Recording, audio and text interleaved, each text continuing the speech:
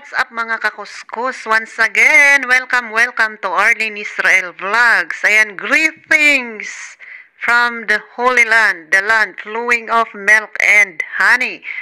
So, shoutout mga kakuskus sa mga lahat ng nagkukuskus dyan. Shoutout sa ating lahat. Once again, ayan, dahil sa wala tayong trabaho, dahil sa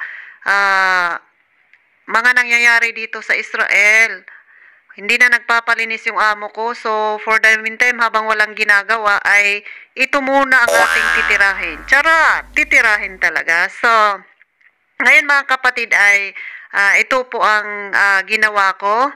Ayan, ito po yung paradahan ng amo ko. At basurahan na rin itong puti. So, habang nagbabasura ako dyan or naglilinis ako dyan sa bakuran, kasi ako lang din ang naglilinis dyan. So, ang ginawa ko ngayon ay, ayan, ikakat natin tong lahat ng mga disturbance na ito. Ayan. So, sa mga kapatid ko dyan na may mga nagdi-disturb, charot, ikakat na din ninyo lahat ng mga nagdi-disturb sa inyo. Kasi, mas magandang i-cut off yung mga disturbing people. Charot! Yung mga hindi useful sa buhay mo, real talk ito, if it's not, you are not benefiting from them or negative sila, it's better to move out from them or lumayo ka na lang sa kanila. That's better. For your own betterment na din at para sa peace of mind mo. So, kagaya din ng halaman na yan, habang inaalis ko yung mga disturbance na yan, habang ikaw ay naglalakad, nauuntog yung ulo mo sa mga ganyan. Nauuntog talaga. Ayan, masakit kaya yan sa mata pag halimbawa natatamaan na ganyan. So, ang ginawa ko ay, ayan nga, linisin nating lahat. Ay, alam nyo ba mga kapatid, kapag kukuha sila ng magkakat dyan, mahal ang babayaran nila. Pero sa akin, ay nako, alam nyo ang bayad ko dyan, 1 meal lang, pananghalian ko, enough na yon. Ay! Kasi wala tayong trabaho, di ba? Kaya kapag sinabi niya mo na linisan mo, tapos bibigyan ka ng 1 meal a day, ay sos! Problem solved tayo ng 1 meal sa isang araw, o di ba? Remedyo lang ba? Mindset ba? Mindset. So, yan na nga, mga kapatid, ang ginawa ko ngayong araw na ito. So, ngayong araw na ito, time check tayo, araw ng Miyerkules. Wala akong trabaho, hindi tumawag yung amo ko. So, ang ginawa ko ay pumunta kami ng amo ko sa sa supermarket para bumili ng mga pundo namin dito kasi nagbabadya na namang umatake ang Lebanon at Iran. So, for the meantime ay nagpe-prepare kami. So, as I've said before, ayan, lilinisan natin yung mga damo-damo. So, sa buhay, in terms of life, English yan, ayan, lahat ng mga balakid sa buhay mo ay dapat iwanan mo or alisin mo para rin sa sarili mo yan.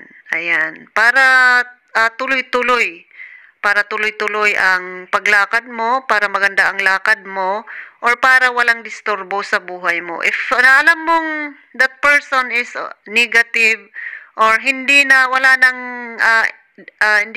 ka nag-grow or walang naitutulong sa'yo, mas maganda pa na alisin natin yan. There are lots of people out there. May maraming mga magaganda at mababait na tao na pwede mong kaibiganin, for example. So, kagaya nga ng damong yan, kailangan nating alisin ang mga harang, kagaya ng harang mo sa buhay mo. As I've said before, na mas maganda yung ganon. Para rin sa ikabubuti ng katahimikan ng sarili mo for your own betterment, para tuloy-tuloy ang ikot ng mundo, para masaya ka sa trabaho mo. Kasi, and whitey word, you will encounter lots of people. May mga tao dyan na kahit wala kang ginagawa, kung ano-ano na lang ang sinasabi sa'yo, and you don't know why. Hindi mo alam kung bakit, kung ano-anong mga sinasabi sa'yo, hindi ka naman nila kilala. They don't even know you, but still, they just want to judge or condemn you. Ayan, so hindi naman yun nakakatulong mga kapatid. As long as you are doing good, doing well, wala kang tinatapakang tao at wala kang ginagawang masama sa kapwa mo, ituloy mo ang buhay mo kasi you don't need to please everyone. Hindi kailangang i-please lahat ng tao dito sa mundo. So if alam mo na wala kang ginagawang masama, tuloy lang. Tuloy lang at keep doing good. Ayan. Hindi naman sa masama sila, maging masama ka rin. You have to do good. You have to be good. You have to be kind to the unkind people. So, yan na nga mga kapatid. Ayan, hindi matapos-tapos, nakailang minutos na ako dito ha. Ang init-init pa naman, tak ang pawis ko dyan ha. Charot. So ngayon nga nung pumunta kami sa supermarket ng amo ko guys, ay halos nagkaubusan yung mga dilata, mga frozen foods, at mga tinapay. Kasi nga nag-warning sila dito sa Israel na mag-imbak daw kami ng pagkain at mag-prepare within 72 hours because we don't know what will happen. So, mas maganda na rin yung always prepared para pagdating ng araw, hindi ka kawawa. Ayan. So, itong winawalisan ko ito yung basement. Yan. Pinakamalalim yan. Diyan yung bintana kung saan kami nakatira ng alaga ko. So, kailangan kong linisan kasi lalagyan daw yan ng amo ko ng bakal lahat. Ipapalagay niya yan ng bakal for in case maging safety kami lahat. Kasi itong basement na kung saan ako nakatuloy ngayon ay super, ito na yung sa gilid nito, sa tabi ko ay bomb shelter na yan. So, it's enough to save lots of people if in case. So, ang gagawin ng amo ko dyan ay papalitan niya lahat ng bakal. Pati lahat ng bintana namin dito sa baba. So, I feel secured.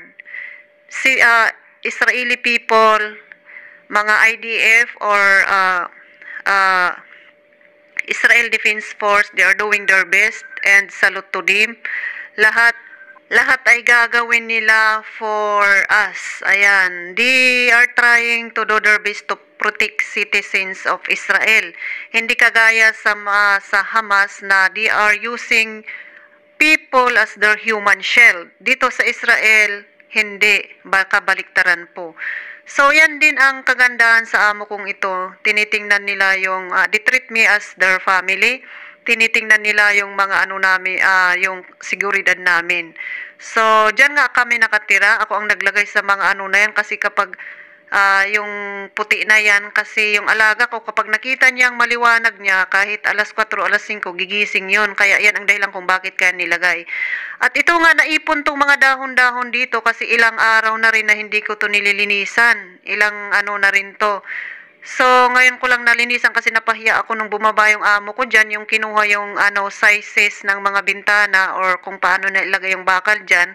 So, kailangan nga natin itong linisan mga kapatid. So, that's our situations here as of now ay sa akin. God, papasalamat ako sa Panginoon kasi safe ako dito kasi nasa center ako. Yung ang kawawa, yung nasa border, yung malapit sa Gaza, yung mga maraming may missing, may namatay, sila ang kawawa doon. So, nung sinabi ng Pangulo sa Pilipinas na may free departation ba yon?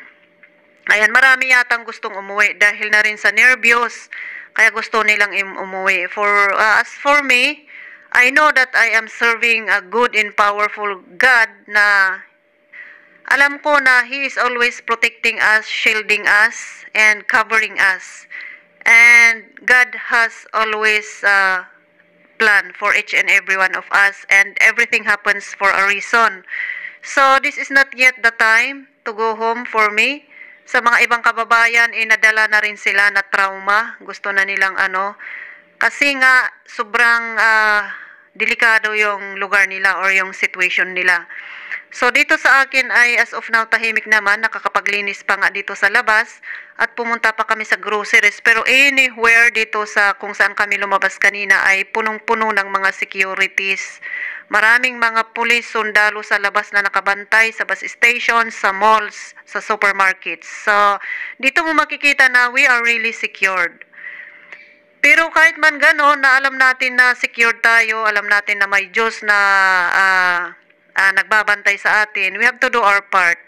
We need to do our part and God will do His part also. So, ayun na nga mga kapatid, that's the update for today. This is Wednesday ito guys, umaga.